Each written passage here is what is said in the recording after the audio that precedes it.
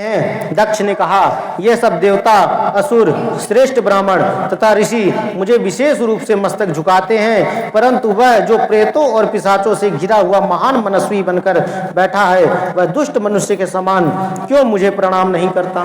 भाई ऐसी क्या बात है, जो मनुष्य के समान है, बड़े बड़े देवता मुझे पैर झुकाते हैं, छूते हैं, मेरा पैर मस्तक झुकाते हैं, ये मनुष्य के समान बैठे हैं, मुझे क्यों नहीं पैर छू रहे हैं मेरा, या मुझे नमस्कार क्यों नहीं कर रहे हैं। कहते हैं शमशान में निवास करने वाला, भगवान को देखो कितना उल्टा सीधा बोल रहे हैं। कहते हैं शमशान में निवास करने वाला यह निर्लज्ज, प्रभु को देखो कैसे कैसी भाषाओं का प्रयोग करते हैं।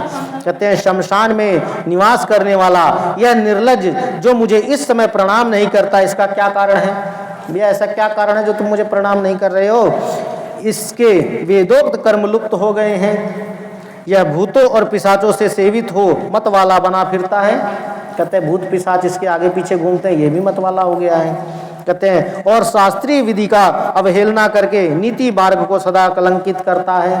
कहते हैं शास्त्र नीति क्या कहती है उसको भी कलंकित कर रहा है। इसके साथ रहने वाले या इसका अनुसरण करने वाले लोग पाखंडी, दुष्ट, पापाचारी तथा ब्राह्मण को देखकर उद्दंडता पूर्वक उनकी निंदा करने वाले होते हैं।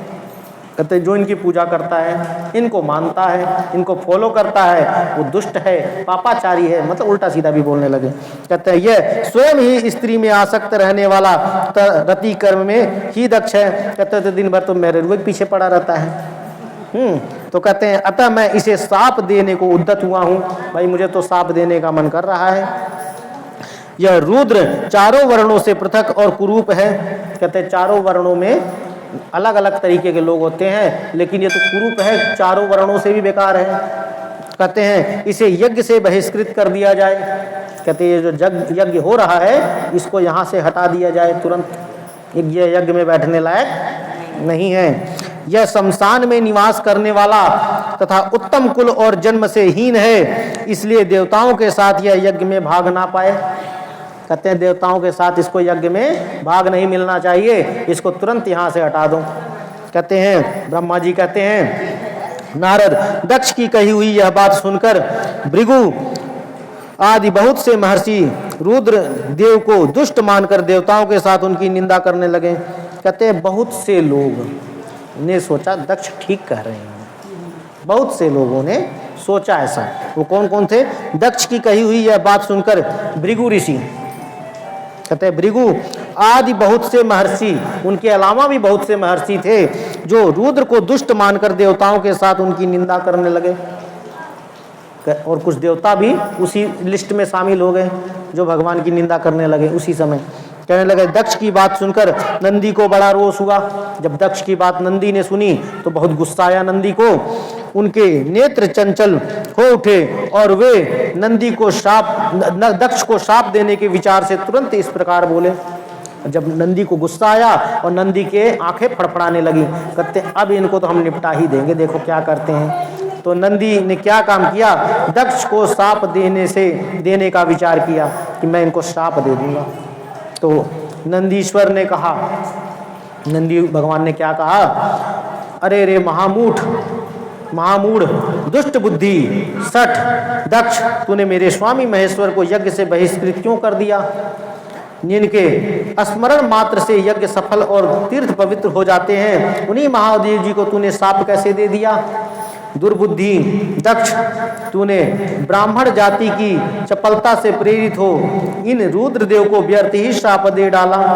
महाप्रभु रुद्र सर्वथा निर्दोष हैं, तथापि तूने व्यर्थ ही उनका उपहास किया है। ब्राह्मणाधम जिन्होंने इस जगत की सृष्टि की, जो इसका पालन करते हैं और अंत में जिनके द्वारा इनका संहार होगा, इन महेश्वर रूप को तूने श्राप कैसे दे दिया। कहते यही तो सब है, यही सब करने धरने वाले हैं और तुमने इनको श्राप दे दिया। नंदी के इस प्रकार फटकारने पर प्रजापति दक्ष रोष से आग बबूला हो गए। अच्छा, कहते रस्सी जल गई लेकिन ऐठन नहीं गई। हमने तुम्हारे जो बॉस हैं, जो मेन मालिक हैं, उनका तो हमने छोड़ा नहीं और तुम आए हो हमसे भिड़ने के लिए। तो बहुत गुस्सा आया दक्ष को। कहते हैं और उन्हें श्राप देते हुए बोले, क्या बोले? अरे रुद्रगणों, तुम सब लोग वेद से बहिष्कृत हो जाओ, वैदिक मार्ग से भ्रष्ट तथा महर्षियों द्वारा परित्यक्त हो पाखंडवाद में लग जाओ और शिष्टाचार से दूर रहो। सिर पर जटा और शरीर में भस्म एवं हड्डियों के आभूषण धारण करके मद्यपान में आसक्त रहो, यानी मदिरा पियो, हड्डियों की माला पहनो, जटा रख लो, कुरूप रहो, यही सब तुम्हारा काम है। तुम यहाँ से निकलो, बैठने लायक नहीं हो, निकल जाओ सारे जितने गढ़ हो। कहते गढ़ों को भी निकाल दिया। कहते जब दक्ष ने शिव के पार्षदों को इस प्रकार श्राप दिया, तब उस श्राप को सुनकर शिव के प्रिय भक्त नंदी अत्यंत रोष के वशीभूत हो गए। बहुत गुस्सा आया नंदी को। कहते हैं शीलाद पुत्र नंदी भगवान शिव के प्रिय पार्षद और तेजस्वी हैं। वे गर्व से भरे हुए महादुष्ट दक्ष को तत्काल इस प्रकार उत्तर देने लगे। और दक्ष को समझाया क्या? उत्तर दिया। क्या बोले? नंदीश्वर बोले, अरे सठ दुर्बुद्धे दक्ष, तुझे शिव के तत्व का बिल्कुल ज्ञान नहीं है, अतः तूने शिव के पार्षदों को व्यर्थ ही श्राप दिया है। अहंकारी दक्ष, जिसके चित्त में दुष्टता भरी है, उन भृगुवादी ने भी ब्राह्मणत्व के अभिमान में आकर महाप्रभु महेश्वर का उपहास किया है। अतः यहाँ जो भगवान रुद्र से विमुख तुझ जैसे दुष्ट ब्राह्मण विद्यमान है, उनको मैं रुद्र के तेज के प्रभाव से ही श्राप दे रहा हूँ। कहते हैं वो ब्राह्मण जो भगवान की निंदा करते हैं, यानी भृगु ऋषि भी थे उसके अंदर, और भी सारे महर्षि थे, बहुत सारे, कुछ देवता भी थे। कहते हैं ये जिन ब्राह्मणों की बुद्धि लेकर के तुम ऐसा काम कर रहे हो, तो मैं क्या बोल रहा हूँ उसको सुनो ध्यान से। कहते हैं श्राप दे रहा हूँ। क्या श्राप दे रहा हूँ? तुझ जैसे ब्राह्मण कर्म फल के प्रशंसक वेदवाद में फंसकर वेद के तत्व ज्ञान से शून्य हो जाएं। कहते हैं इनको वेद का जो तत्व ज्ञान है इनका समाप्त हो जाए। वेद ज्ञान समाप्त हो जाए। वे ब्राह्मण सदा भोगों में तन्मय रहकर स्वर्ग को ही सबसे बड़ा पुरुषार्थ मानते हुए स्वर्ग से बढ़कर कोई दूसरी वस्तु नहीं है, ऐसे ब्राह्मण केवल स्वर्ग की अभिलाषा रखेंगे, केवल उनको स्वर्ग ही चाहिए और कुछ नहीं चाहिए। कहते हैं ऐसा कहते रहे तथा क्रोध लोभ और मद से युक्त हो निर्लज्ज भिक्षुक बने रहे। कहते भिक्षा ही मांगते रहेंगे, इनका कुछ होने वाला नहीं है। ऐसा श्राप दिया नंदीश्वर ने। कहते हैं कितने ही ब्राह्मण वेद मार्ग को सामने रखकर शूद्रों का यज्ञ कराने वाले और दरिद्र होंगे। कहते हैं कि बहुत सारे ब्राह्मण उनकी बात कर रहे हैं जो उन्होंने भगवान को अपमानित किया था, सबने नहीं किया था, कुछ थे उसके अंदर। कहते कितने ही ब्राह्मण वेद मार्ग को सामने रखकर, वेद सामने रहेगा, और शूद्रों का यज्ञ कराने वाले दरिद्र होंगे, शूद्रों का यज्ञ कराएंगे और दरिद्र रहेंगे, इनके पास पैसा नहीं रहेगा। कहते हैं सदा दान लेने में ही लगे रहेंगे, हमेशा आता रहे, खर्च नहीं करना है। कहते हैं दूषित दान ग्रहण करने के कारण जो दान दूषित होता है, दान मैंने बताया ना, एक तो शुद्ध होता है और एक दूषित होता है। शुद्ध दान और दूषित दान में फर्क होता है। शुद्ध दान वो होता है जो मेहनत से कमाया हुआ दिया जाता है, और मेहनत भी वो जो सत्कर्मों से किया हो। मेहनत तो कसाई भी करता है, लेकिन उसका दान शुद्ध नहीं है, दूषित है। लेकिन जो एक आप ईमानदारी से, मेहनत से और धर्म के मार्ग पे चल के, ईमानदारी से मेहनत करके, और मतलब कि धर्म मार्ग पे चलते हुए सत्य बोल करके जो पैसा कमाते हैं आप और वो दान देते हैं, वो शुद्ध दान है। आप कोई गलत काम करके, पाप का आचरण करके, चोरी करके, झूठ बोल करके, किसी की निंदा करके, किसी को ठग करके, किसी की हत्या करके, लूट-पाट करके, ये जो धन होते हैं ये दूषित धन होते हैं, और दूषित दान बोला गया है। जो कसाई का दान ये भी दूषित है, क्योंकि हत्या करके पैसा कमा रहा है, तो ये दूषित दान है। दूषित दान नहीं लेना चाहिए, किसी को भी नहीं लेना चाहिए। कोई, ये तो चलो ब्राह्मण की बात हो गई, वैसे भी कोई पापी आदमी किसी को पैसा दे तब भी नहीं लेना चाहिए, क्योंकि उसका पाप उसके खाते में जुड़ जाएगा। कहते हैं दूषित दान ग्रहण करने के कारण वे सब के सब नरकगामी होंगे, नरक में जाएंगे सीधा, दूसरा कोई रास्ता नहीं है। कहते हैं दक्ष, उनमें से कुछ ब्राह्मण तो ब्रह्म राक्षस भी होंगे। कहते हैं ऐसे भी कुछ होंगे जो ब्रह्म राक्षस बनेंगे। कहते हैं जो परमेश्वर शिव को सामान्य देवता समझकर उनसे द्रोह करता है, वह दुष्ट बुद्धि वाला प्रजापति दक्ष तत्व ज्ञान से विमुख हो जाए। कहते हैं जो व्यक्ति ब्राह्मण भगवान भोले बाबा को सामान्य देवता समझता है। ये सामान्य तो है ही नहीं, महादेव हैं। तो कहते हैं जो सामान्य देवता समझता है उसका तत्व ज्ञान नष्ट हो जाएगा। तो कहते हैं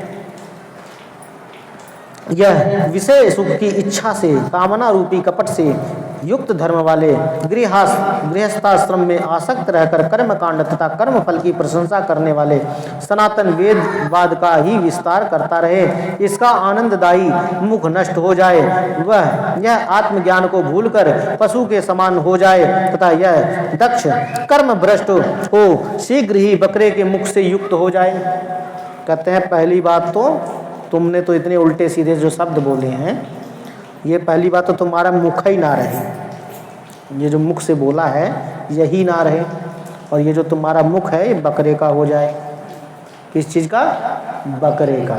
तभी तो भगवान ने काटा था ना, तो बकरे का लगाया था। कल हमने वो भजन में भी बोला था ना, तो युक्त हो जाए। कहते इस प्रकार कुपित हुए नंदी ने जब ब्राह्मणों को और दक्ष ने महादेव जी को श्राप दिया, तब वह महान हाहाकार मच गया चारों तरफ। अरे भैया भगवान तो रुष्ट हो गए हैं, हाहाकार मच गया।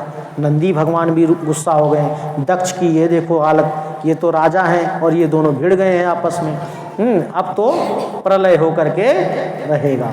हाहाकार मच गया भैया, जो जिधर भागने के प्रोग्राम बना लिए, अब तो यहाँ कुछ भी हो सकता है। कहते हैं जब कहीं लड़ाई झगड़ा होता है तो लोग निकल लेते हैं पतली गली पकड़ के, यहाँ से निकल लो नहीं तो हमारा नाम भी आ जाएगा। तो कहते हैं नारद, मैं वेदों का प्रतिपादक होने के कारण शिव तत्व को जानता हूँ। ब्रह्मा जी ने कहा, कहते हैं मैं वेदों का प्रतिपादक, यानी वेदों को उन्होंने बनाया है। कहते हैं मैं वेदों का प्रतिपादक होने के कारण शिव तत्व को जानता हूँ, क्योंकि मुझे तो पता है शिव जी कौन है, इनका तत्व क्या क्या है। कहते हैं इसलिए दक्ष का वह श्राप सुनकर मैंने बारंबार उसकी तथा भृगु आदि ब्राह्मणों की भी निंदा की। कहते हैं मैंने उस समय दक्ष की भी निंदा की और भृगु की भी निंदा की, उसके साथ और भी जो ब्राह्मण थे जो इनका पक्षधर थे दक्ष के, उनकी भी निंदा की। हमने कहा नहीं, ये गलत बोल रहे हो, शिव जी तो सर्वेश्वर हैं। तो उनकी निंदा की, किसकी? दक्ष की। कहते हैं सदाशिव महादेव जी भी नंदी की वही बात सुनकर हंसते हुए मधुर वाणी में बोले। वे नंदी को समझाने लगे, जो शिव जी थे वो हंस रहे थे ये सब सुन करके, और फिर नंदी को समझाने लगे शांत हो जाओ, कोई बात नहीं, शांत हो जाओ, क्योंकि जब गुस्सा आएगा तो फिर बहुत कुछ होगा, इसलिए तुम शांत हो जाओ। कहते हैं बलशाली पुरुष जल्दी गुस्सा नहीं करते, शांत रहते हैं, और जो गुस्सा कर रहा है समझ लो वो कमज़ोर है। गुस्सा कौन करता है? कमज़ोर। और जो बलशाली होते हैं गुस्सा नहीं करते, उनको पता है हम गुस्सा इतना सा करेंगे इसका कुछ नहीं रहना है और हमारा कुछ नहीं जाना है, इनका कुछ रहना नहीं, हमारा कुछ जाना नहीं, तो हम किसी का क्यों ऐसा करें, जाने दो कोई बात नहीं, उसकी बुद्धि कम है, ऐसा मान करके क्षमा कर देते हैं। सदाशिव ने कहा नंदिन मेरी बात सुनो, तुम तो परम ज्ञानी हो, तुम क्यों गुस्सा कर रहे हो, तुम तो ज्ञानवान हो ना। भगवान ने कहा, किसने? भोले बाबा ने नंदी को समझाया। कहते तुम तो परम ज्ञानी हो, तुम्हें क्रोध नहीं करना चाहिए, तुम ज्ञानवान हो और तुम गुस्सा कर रहे, अच्छी बात नहीं है। तुमने भ्रम से यह समझकर कि मुझे श्राप दिया।